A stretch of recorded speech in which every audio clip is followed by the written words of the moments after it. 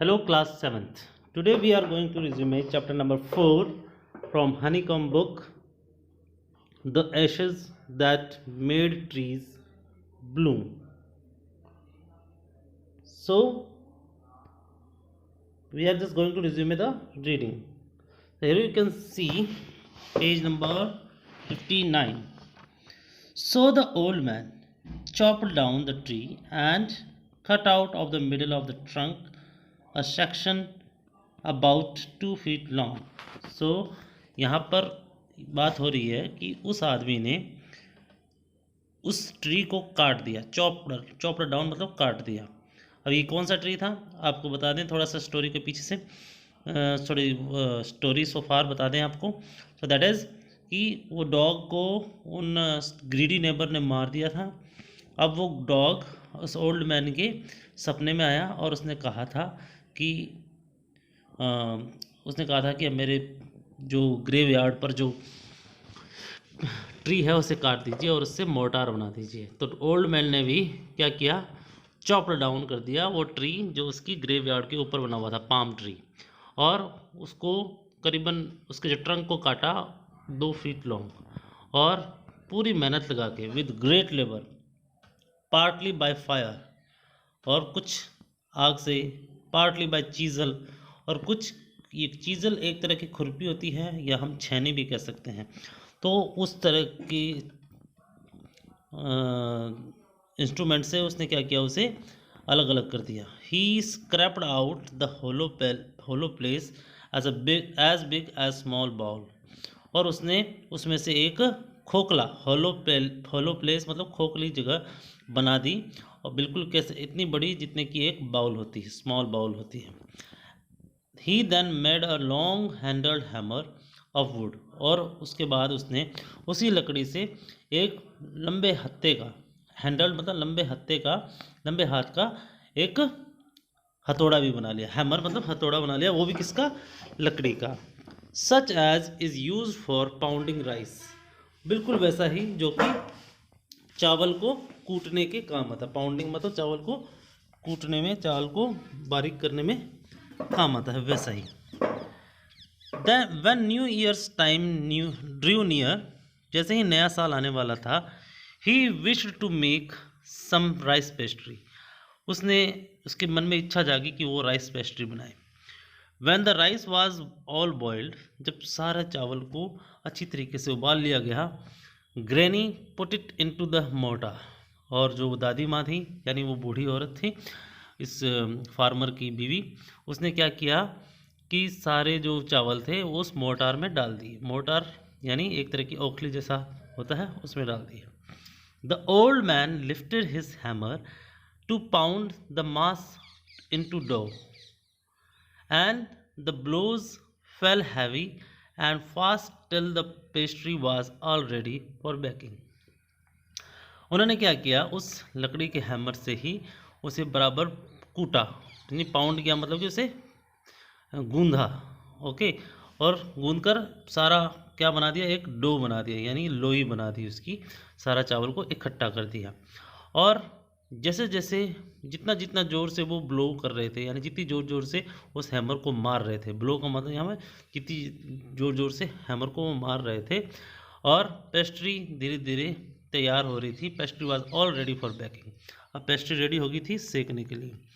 Suddenly the whole mass turn into a heap of gold coins, अचानक ही क्या हुआ कि वो सारा का सारा जो आटा उन्होंने गूंद दिया था राइस का, वो अब एक सोने के ढेर में तब्दील हो गया था। When the old woman took the hand mill, जैसे ही उस ओल्ड वुमन ने एक हैंड मिल लिया, and filling it with the beans gain to grind, hand mill में से वो उसमें से बीन्स निकाल के, यानी दाने निकाल के, और उसका क्या बना रहे थे, वो ग्राइंड करके, उसे पीस कर, ग्राइंड मतलब पीसना, पीस कर क्या कर रहे थे, the gold dropped like rain, और जैसे ही हैंड मिल में उन्होंने डाला, हैंड मिल में डालने के बाद क्या हुआ कि वो सोने की तरफ बरसने लगा, यानी ड्रॉप लाइक रेन, सोना बरसने लगा बारिश की तरफ। Meanwhile the envious neighbour peeped in at the window, और उसी समय जो उनके ईर्ष्यालु पड़ोसी थे उन्होंने झाँका खिड़की से। When the boiled beans were being ground, जब वो जो उबली हुई बीन्स क्या कर रहे थे ज़मीन पर गिर रही थी, ज़मीन पर गिर रही थी, तो उन्होंने पता लग गया ज़मीन पर वो क्या गिर रहा था, हालांकि सोना ही गिर रहा था। गुडी मी क्राइड द ओल्ड हैग, और वो बूढ़ा बूढ़ा पड़ोसी वो बोला, अरे हे भगवान, as see saw the each dripping of sauce turning into yellow gold, उसने देखा कि सॉस का एक एक बूंद, सॉस की एक एक बूंद क्या बन रही है, सोना बन रही है, पीला सोना बन रही है। Until a few minutes the tub under the mill was full of shining mass of gold, और अगले ही कुछ मिनटों में ही वो सारी जो मिल थी वो चमकते हुए सोने के रूप में परिवर्तित हो गई। सो the old couple were rich again, और वो जो बूढ़े मियाँ बीवी थे वो एक बार फिर क्या बन गए थे, वो एक बार फिर अमीर बन चुके थे। The next day the stingy and wicked neighbour came, अब अगले ही दिन वो सड़े हुए और वो बेकार जो उनके नेबर थे वो उनके पास आ गए। And borrowed the mortar and magic mill, और उनसे उधार में वो मोटार ओखली और वो मैजिक मिल दोनों ले गए। They filled one with boiled rice, उन्होंने एक में बॉयल्ड राइस डाला, and the other with beans, और दूसरे के अंदर बीन्स डाल दिए। Then the old man began to pound and the women to grind, और बूढ़ा व्यक्ति वो उसमें चावल कूटने लगा यानी गूंदने लगा, और दूसरी तरफ से वो औरत थी वो ग्राइंड करने लगी।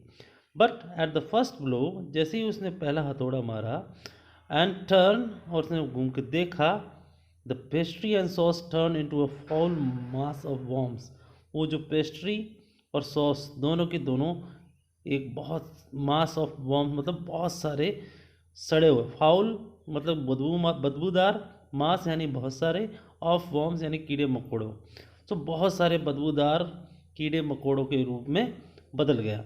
Still more angry at this, और वो उसके पड़ोसी था अब इस पर भी बहुत ज़्यादा गुस्सा हुआ। दे चॉप्ड द मिल, उन्होंने उस मिल को क्या किया, काट दिया, इन टू पीसेस, छोटे छोटे टुकड़ों में, टू यूज़ एज फायरवुड, उसे बिल्कुल ही फायरवुड के रूप में यूज़ कर लिया। यानी फायरवुड क्या होता है, क्या होता है कि हर घर में जो ऐसी जगह जहाँ पर ज़्यादा सर्दी पड़ती है वहाँ हर जगह में क्या, हर घर में क्या होता है, जैसे हमारे हर जगह में क्या होता है, फायर प्लेस होता है। जैसे कि हमारे यहाँ पर भारत में आप देखेंगे तो हर घर में एक पंखा मिलेगा, तो वो किस लिए होता है, क्योंकि हमारे यहाँ गर्म जलवायु है, और जहाँ जहाँ ठंडी जलवायु होती है वहाँ पर सब जगह आपको क्या मिलेगा, एक फायर प्लेस मिलेगा। तो उसने उस फायर प्लेस में उस मोटार के टुकड़े टुकड़े करके डाल दिया, किसने, जो हमारे फार्मर के पड़ोसी थे उन्होंने। नॉट लॉन्ग आफ्टर दैट, कुछ ज़्यादा दिन नहीं बीते थे, the good old man dreamed, और वो अच्छा जो बूढ़ा व्यक्ति था उसको एक और सपना आया, dreamed again, and the spirit of the dog spoke to him, और उस कुत्ते की आत्मा एक बार फिर उससे बात करने लगी। टेलिंग हिम, उसे बताया, how the wicked people had burn the bill, कि किस तरीके से उन बेकार लोगों ने उस मिल को जला दिया। Made from the pine tree, जो कि उस पाइन ट्री से बनाया गया था, जो कि उसकी ग्रेव यार्ड के ऊपर था। टेक दिस, उसने कहा कि take the ashes of the mill, कि उस मिल की आप राख ले आइए, sprinkle them on the withered trees, और उसे किसी भी विदर्ड मतलब कि किसी भी बिना फ्रूट वाले या बिना पत्ते वाले या किसी भी खराब हो गए पेड़ के ऊपर डालना, विदर्ड मतलब किसी खराब हुआ पेड़ पे डालना, and they will Bloom again, और वापस वो खिल जाएंगे। सेट द डॉग स्पिरिट, ऐसा कहा उस कुत्ते की आत्मा ने। The old man awoke and went at once to his wicked neighbour's house, और वो बूढ़ा आदमी जागा, और जागने के बाद तुरंत ही अपने उस पड़ोसी के पास गया। Where he found the miserable old pair sitting at the edge of their square fireplace, उन्होंने देखा कि वो किस तरीके से आग के सामने बैठे हुए थे, उस फायर प्लेस के सामने जो कि स्क्वायर साइज का था, वहाँ बैठे हुए थे। In the middle of the floor smoking and spinning, और वो क्या कर रहे थे, बिल्कुल फर्श के बीचों बीच बैठे हुए थे, वो स्मोकिंग कर रहे थे और स्पिनिंग कर रहे थे, यानी इधर उधर चीज़ें घुमा रहे थे। From time to time they warm their hands, और धीरे धीरे समय समय पर वो अपने हाथ गर्म कर रहे थे। And feet with the blaze from, उस आग से, ब्लेज का मतलब यहाँ पर उस तपन से, उस आग से जो कि फायर प्लेस से आ रही थी, उससे क्या, सम बिट्स ऑफ द मिल, और जो कि उस मिल की लकड़ी से आ रही थी। वाइल बिहाइंड दैम ले a pile of broken pieces, और उनके पीछे छोटे छोटे पीस टूटे हुए पड़े हुए थे, इसके, उस मिल के। The good old man humbly ask for the ashes, और उस अच्छे बूढ़े आदमी ने प्यार से उनसे, इज्जत, पूरी इज्जत से उनसे वो राख मांगी, एशेज मांगी। Though the covetous couple turn up their noses at him, हाँ वो कोवेटियस मतलब वो ग्रीडी, ग्रीडी लोगों ने क्या किया, अपने ट्रीटेड देम कंटेम्प्ट, उसे निंदा की दृष्टि से देखा, ऐसे नाक नाक से खोड़ के देखा, और एंड स्कोल्डल हिम, और उसे डांटने लगे, as if he were a thief, जैसे कि वो कोई चोर हो। They let him fill his basket with the ashes, और लेकिन उन्होंने उसे अपना जो बास्केट है वो भरने दिया उस राख से।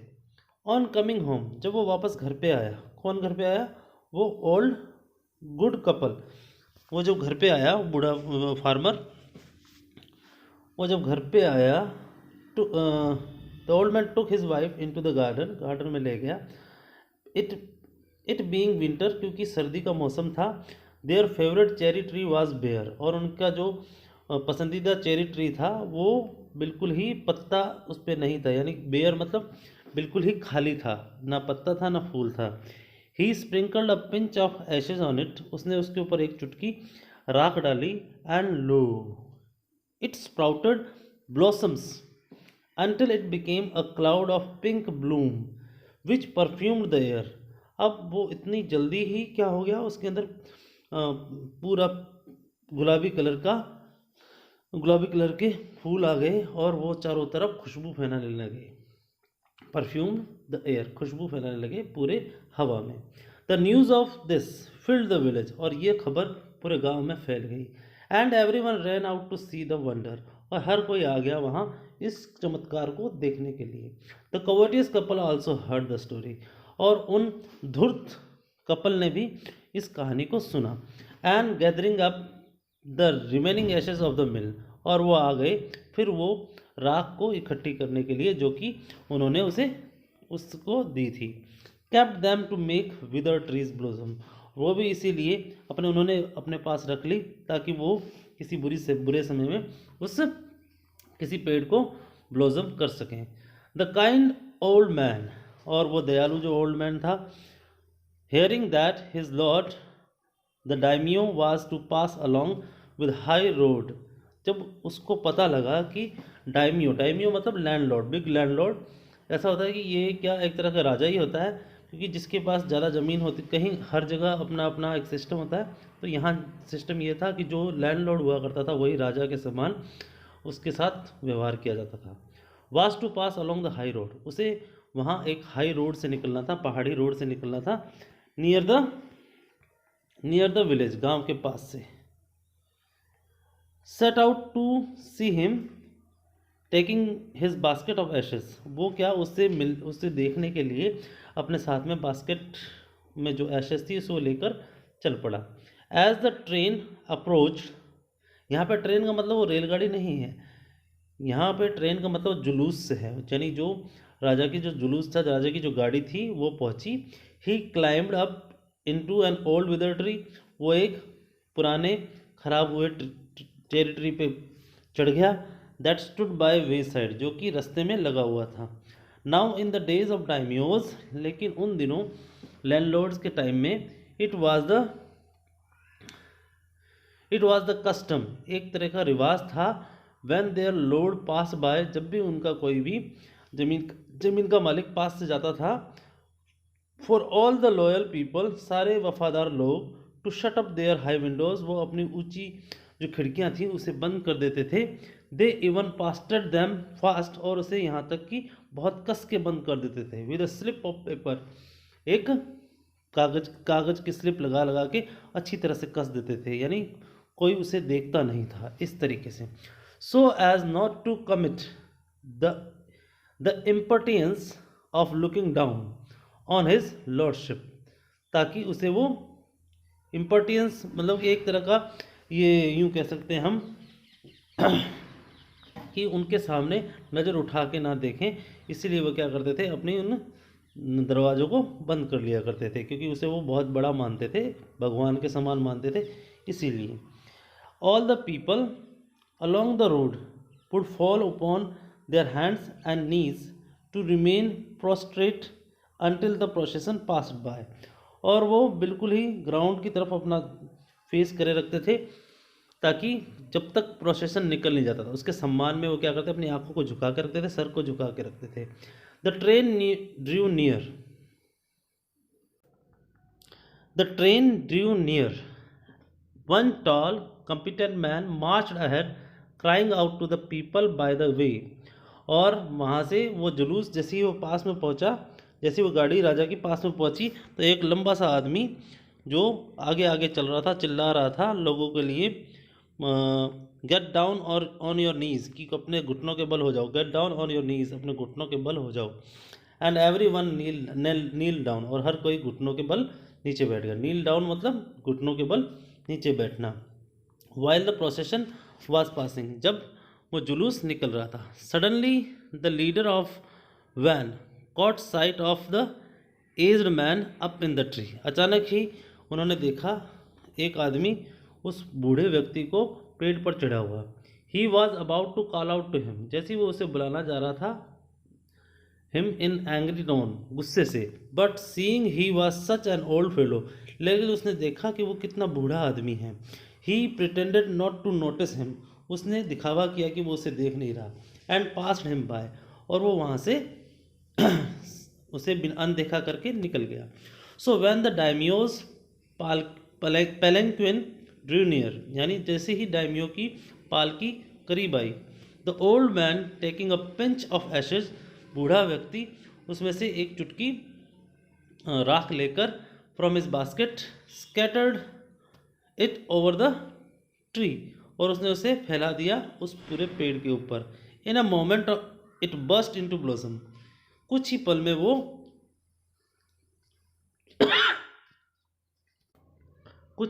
में वो फूलों से भर गया। The delighted daimyo ordered the train to be stopped and got out to see the wonder. खुशी के मारे वो डायमियो था, उसने उस ट्रेन को रोकने के लिए कहा, यानी उसने गाड़ी को रोकने के लिए कहा, और वो बाहर निकल पड़ा उसे हैरानी चमत्कार को देखने के लिए। Calling the old man to him, उसने अपने उस ओल्ड मैन को पास में बुलाया। He thanked him too and order presents of silk robes, sponge cakes, fans and other rewards to be given him. He even invited him to his castle. अब जैसे ही उसने उस आदमी को बुलाया तो उसे अलग अलग तरह के इनाम दिए। जैसे कि सिल्क रोब्स का मतलब होता है कपड़े, उसने क्या रेशम के कपड़े दिए, स्पॉन्ज केक दिया, पंखे दिए जैसे कि उनका रिवाज हुआ करता था, और उसे अपने कैसल में बुलाया, यानी अपने महल में बुलाया। So the old man went gleefully home to share his joy to his dear old wife. तो वो बूढ़ा व्यक्ति अपने घर गया और अपनी वाइफ को उसने ये सारी चीज़ें बताई। This is the last part. When the greedy neighbour heard of it, जैसे ही उस लालची पड़ोसी ने इस बारे में सुना, ही टुक सम ऑफ द मैजिक एशेस, वो जादुई राख लेकर गया, and went out on highway, और उस ऊंची जगह पर वो चला गया, ऊंचे रास्ते पर वो चला गया, यानी पहाड़ी रास्ते पर वो चला गया। Where he waited until daimyo's train came along, और वहाँ पर उसने काफ़ी इंतज़ार किया जब तक कि डायमियो की जुलूस आ नहीं गया। इंस्टेड ऑफ नीलिंग डाउन, नीचे घुटने के बल झुकने के बजाय, लाइक द क्राउड, भीड़ की तरह, ही क्लाइम्ड अ विदर्ड चेरी ट्री, वो एक और सड़े हुए चेरी ट्री के ऊपर चढ़ गया। When the daimyo's himself was almost directly under him, जैसे ही डायमियो उस ट्री के बिल्कुल नीचे था, he threw handful ashes over the tree, उसने क्या किया, पूरा मुट्ठी भर के, उसने जो पहले वाला था उसने एक पिंच यानी एक चुटकी भर लिया था, इसने क्या किया, पूरा मुट्ठी भर के ही क्या किया, राख को फेंक दिया, which did not change a particle, जिससे कि कुछ नहीं बदला। द विंड ब्लू, अचानक ही हवा चली। The fine dust in the noses and eyes of the daimyo and his wife, और डायमियो और उसकी वाइफ के आंखों में वो एशेज चली गई हवा की मदद से। सच स्नीजिंग एंड चोकिंग, और अचानक ही सभी छींकने लगे। स्नीजिंग मतलब छींकना, चोकिंग यानी वो उनके गले को रोक दिया था उन्होंने। It spoiled all the pump and dignity, और इसने सारी शोनो, पंप एंड डिग्निटी का मतलब सारी शान और शौकत को उसने ख़त्म कर दिया। Of the procession, pomp and dignity, शान शौकत, उस जुलूस की शान शौकत को ख़राब कर दिया। The man whose business it was to cry, वह आदमी जिसका काम था चिल्लाना। Get down on your knees, घुटनों के बल बैठ जाओ। Seize the old fool by the collar, उसने क्या किया, उस बूढ़े व्यक्ति को कॉलर से पकड़ा। Dragged him from the tree, और उसे पेड़ से नीचे घसीट के लाया। एंड टम्बल्ड हिम, और उसे लातों से मारा, यानी उसे धक्का दिया। And his ash basket into the ditch by road, और उसकी ऐश बास्केट को फेंक दिया, कहाँ पर, गड्ढे में फेंक दिया, उधर रोड के पास में। And his ash basket to ditch by the road. Then beating him soundly, उसे अच्छी तरीके से पिटाई की। He left him for dead, और उसे लगभग मार के ही छोड़ दिया था। दस the wicked old man died, और फिर वो विक्ड ओल्ड मैन मारा गया। इन द मड, उस कीचड़ में। But the kind friend of the dog dwelt in peace and plenty, और उस डॉग का जो दोस्त था वो अभी भी बहुत शांति से रह रहा था। Both he and his wife lived to a green gold age, और वो अपने ग्रीन ओल्ड एज तक जीवित रहे और खुश रहे। Thank you very much.